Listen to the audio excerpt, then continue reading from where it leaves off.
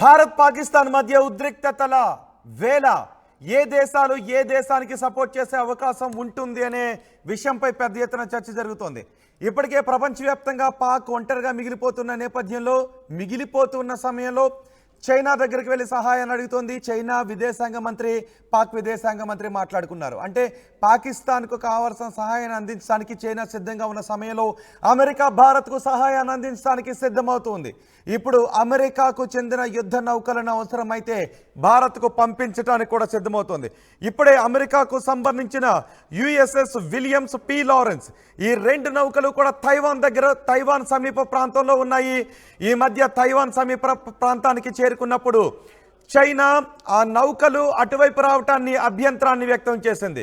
ఇప్పుడు అమెరికా చెబుతూ ఉంది, అవసరమైతే భారత్కు సపోర్టుగా ఆ నౌకలను పంపించడానికి మేము సిద్ధంగా ఉన్నాము అని చెబుతూ ఉంది.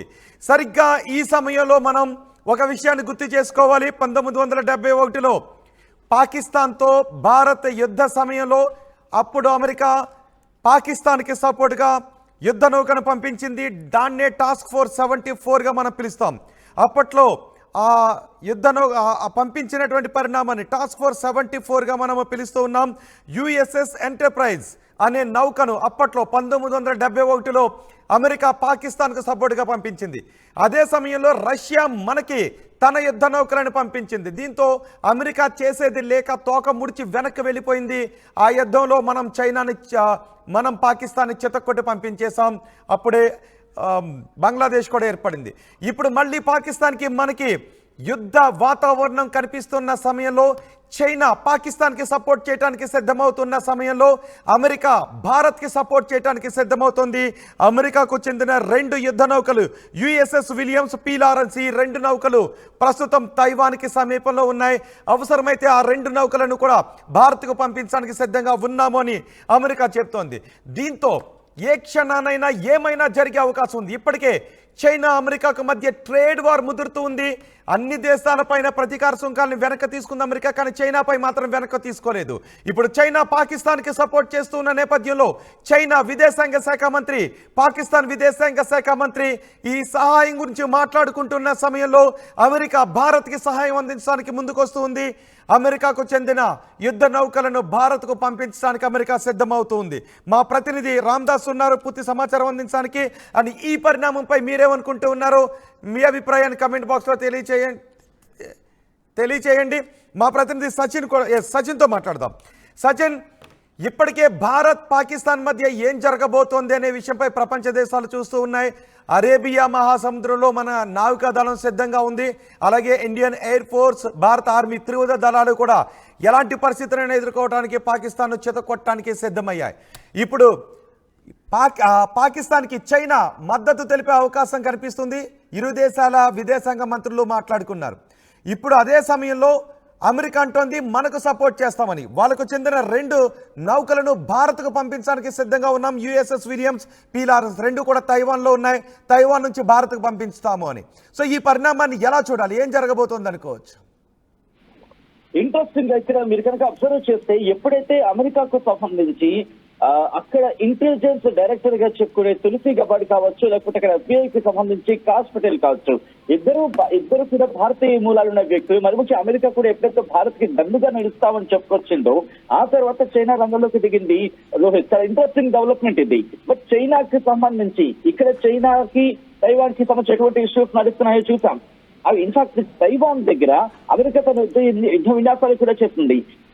ఇన్ఫాక్ట్ తైవాన్ కి సంబంధించి అప్పుడు స్పీకర్ గా ఉన్న నాన్సీ పెలోసి వెళ్ళడం ఉద్రిక్తతకు దారితీస్తుంది. చైనా అప్పుడు యుద్ధ విన్యాసాలను కూడా చేస్తుంది. అమెరికా తైవాన్ కి సంబంధించి కూడా యుద్ధ విన్యాసాలను చేయాల్సి వచ్చింది. తైవాన్ లోకి కూడా ఇటు చైనా వచ్చింది అంటూ అప్పుడు చాలా పెద్ద ఎత్తున విమర్శలు కూడా వచ్చాయి. ఇన్ఫాక్ట్ పెద్ద ఎత్తున వార్తలు కూడా వచ్చాయి. ఇప్పుడు అలాంటిది తైవాన్ దగ్గర ఉన్న యుద్ధ విమానాలకు సంబంధించి కావచ్చు, లేకపోతే యుద్ధ వాహక నౌకలకు సంబంధించి కావచ్చు, వాటిని తెప్పించడంలో అమెరికా రెండు విధానాలను ఇక్కడ ప్రతిబింబిస్తుందని చెప్పుకోవాలి. ఒకటి, ఇటు ఇండియాకి దన్నుగా ఉన్నామని చెబుతూనే చైనాను విడిచిపెట్టేది లేదు, చైనాకు హెచ్చరికలు జారీ చేస్తుంది. ఎందుకంటే తలుచుకుంటే అమెరికా రెడ్ సీ మీదుగా అరేబియా సముద్రంలోకి తన యుద్ధ వాహనాలను పంపించే అవకాశం ఉంటుంది. బట్ అక్కడ యెమెన్లో కాస్త ఇబ్బందికర వాతావరణం ఉంది, హౌతీలకు సంబంధించి ఎదుర్కోవాల్సిన పరిస్థితి.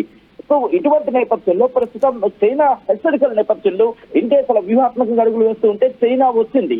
చైనా వచ్చి అడుగులు వేయడం, చైనా మాట్లాడడం, చైనాకు సంబంధించి దన్నుగా నిలుస్తా అంటాం. ఇప్పటికే చైనా భయపడుతోంది. ఎందుకంటే కేవలం బలూచిస్తాన్లోనే చైనా సోల్జర్స్ ని అక్కడ వాళ్ళు ఇబ్బంది పెట్టి తరిమేశారు. అటువంటి నేపథ్యంలో ఇక భారత్ లో అడుగుపెట్టే ఆ పరిస్థితి ఏంటి అనే ఆలోచనలు, అంటే పాకిస్తాన్ కి మద్దతుగా భారత్ అడుగుపెట్టే ఆ పరిస్థితి ఏంటనే ఒక ఆలోచన అయితే మాత్రం చైనా ఉంది. సో ఇటువంటి నేపథ్యంలోనే ప్రస్తుతం కీలకమైన అడుగు పడిందనే చెప్పుకోవాలి రోహిత్. ఎందుకంటే ఇక్కడ పాకిస్తాన్ కి సంబంధించి ఎప్పుడైతే మొదలు ప్రకటించిందో 2 వార్షిప్స్ ని పంపించడం. ఇన్ఫాక్ట్ పాకిస్తాన్ ఒకదానికి 2 వార్షిప్స్, అసలు యుఎస్ఏ కాదు, మన విక్రాంత్ చాలు, మన సూరత్ చాలు, మన విక్రమాదిత్య చాలు, ఇంకా విక్రాంత్కి సంబంధించి వెనక్కి తీసుకొచ్చే ప్రయత్నాలు జరుగుతున్న ప్రస్తుతం అంత అవసరం లేదు అని ఒక చర్చ జరుగుతుంది. ఈ చర్చను మనం ఇక్కడ ఖండించడం అని చెప్పి యాక్సెప్ట్ చేసి ముందుకు తీసుకునే ప్రయత్నం కూడా లేదు. కానీ విక్రాంత్ ఒకటి సరిపోతుంది. సచిన్ చైనా విదేశాంగ మంత్రి, పాకిస్తాన్ విదేశాంగ మంత్రి మాట్లాడుకున్నారు. ఇప్పటి వరకు కూడా మనం అమెరికా చేసే సాయం గురించి పెద్దగా మాటలు రాలేదు. అమెరికా కూడా తటస్థంగా చూస్తూ ఉంది. ఎప్పుడైతే చైనా పాకిస్తాన్కి సపోర్ట్ చేయడానికి కొంత మొగ్గు చూపుతున్న పరిణామాలు జరుగుతున్నాయో అమెరికా వెంటనే ఇమీడియట్గా రియాక్ట్ అయింది. అవసరమైతే తైవాన్ దగ్గరనే 2 యుద్ధ నౌకలని కూడా భారత్కు పంపించేస్తామని. సో ఈ పరిణామం చైనా విషయంలో ఎటువంటి పరిణామాలకు దారితీసే అవకాశం ఉంటుంది? చైనాకి సంబంధించి ఒకవేళ అదే కనుక ఫిక్స్ అయితే ఇది అన్డౌటెడ్లీ ఇది 3వ ప్రపంచ యుద్ధానికి వెంటనే దారితీస్తుంది. దీంట్లో మాత్రం ఎటువంటి క్వశ్చన్ లేదు. ఎందుకంటే ఇన్నాళ్ళు ప్రపంచం ఎదురు చూసిన ఆ క్షణాలని ఆద్యం పోతే సిచ్యువేషన్ కనిపిస్తోంది. ప్రపంచ దేశాలు మరి ముఖ్యంగా ఇప్పుడు రష్యా కనుక ఏదైనా డెసిషన్ తీసుకుంటే ఇది పాకిస్తాన్ మీద యుద్ధం కాదు, ఇది ఇంకొక ప్రపంచ యుద్ధానికి దారితీసే అవకాశం ఉంది. బహుశా ఇన్నాళ్ళు మాట్లాడుకున్న అంశానికి ఇప్పుడు తోడే అవకాశం కనిపిస్తోంది. ఎందుకంటే ఇది కేవలం అరేబియా సముద్రానికో పసిఫిక్ మహాసముద్రానికో ఆగిపోదు. ఇది బంగాళాఖాతానికి సంబంధించి కూడా, హిందూ మహాసముద్రానికి సంబంధించి కూడా ఇప్పుడు ఇది మొదలయ్యే అవకాశం కనిపిస్తోంది. ఒకవేళ అదే జరిగితే అమెరికా సాయం కాదు, అమెరికాకు అవసరం, అమెరికాకు యుద్ధంలోకి దిగడం అవసరం. అప్పుడు బంగాళాఖాతానికి సంబంధించి ఆ 2 వార్షిప్స్ ఏవైతే అమెరికా పంపిస్తుందో ఆ 2 అక్కడ చూసుకుంటాయి. ఎప్పుడైతే అక్కడ బ్లాకేజ్ అవుతుందో చైనాకు వెళ్లే మరి ముఖ్యంగా చైనాకు సంబంధించి సరఫరా అయ్యే ఆయిల్ కావచ్చు, లేకపోతే వాణిజ్యాలు కావచ్చు బంద్ అవుతాయి.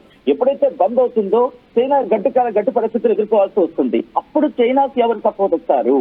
చైనాకి, ఎందుకంటే అఫ్కోర్స్ చైనా అడ్వాన్స్ టెక్నాలజీ ఉండొచ్చు, చైనాకి సంబంధించి చాలా పురోగతి సాధించి ఉండొచ్చు, చైనాకి సంబంధించి చాలా అడ్వాన్స్ టాక్టికాలిటీ ఉండొచ్చు, టెక్నాలజీస్ ఉండొచ్చు. కానీ అట్ ద సేమ్ టైం అమెరికాను చాలా తక్కువ చేసి చూసే పరిస్థితి లేదు. వార్ విషయం వచ్చినప్పుడు అమెరికా తన వ్యూహాత్మకంగా వెళుతుంది. ఇక్కడ అమెరికానే చైనా సంగతి చూసుకుంటుంది. అమెరికానే చైనా సంగతి చూసుకోవాల్సిన అవసరం అమెరికాకి ఉంది, భారత్ కన్నా ఎక్కువగా. సో ఒకవేళ పాకిస్తాన్ తో చైనా నేరుగా మద్దతుగా దిగి భారత్ మీద పోరాడదాం అనుకుంటే అది చైనాకే దెబ్బ కొట్టే అవకాశం ఉంటుంది.